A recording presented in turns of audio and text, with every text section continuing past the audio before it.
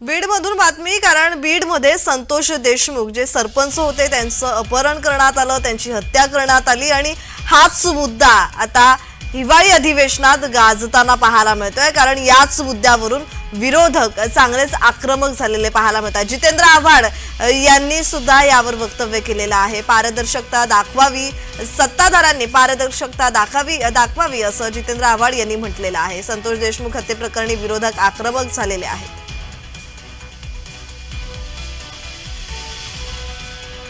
तर सरकार न्याय देण्यात मागे का सरकतंय असंही क्षीरसागर यांनी म्हटलेलं आहे।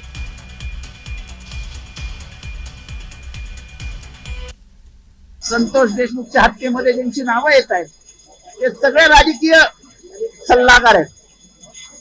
ज्या लोकांची नावं समोर येत आहेत ते तिथल्या एका मोठ्या राजकीय नेत्याचे जवळचे आहेत। हे आता लपून राहिलेलं नाही। कोण कोणाचे कोणाला झाले, कोणी कोणाला फोन केले, हे सगळं बाहेर येत आहे। ह्याच्यावरती एखादी SIT लावावी आणि सरकारने ट्रान्सपरन्सी दाखवावी, सरकारने पारदर्शकता दाखवावी। कशा निर्दयीपणाने त्या मुलाला, संतोष देशमुखला मारलंय, तिचे डोळे फोडलेत अक्षरशः। म्हणजे अजून सुद्धा, आणि कॉल रेकॉर्ड जर तपासले, जे गुन्हेगार त्या स्थळी होते त्यांचे कॉल रेकॉर्ड जर तपासले तर पूर्णपणे ते अँगल ते वाल्मिक करारकर जाईल। पण का ही सरकार न्याय देण्यासाठी मागे सरकती, हा प्रश्न आमच्या सर्वांना पडलाय।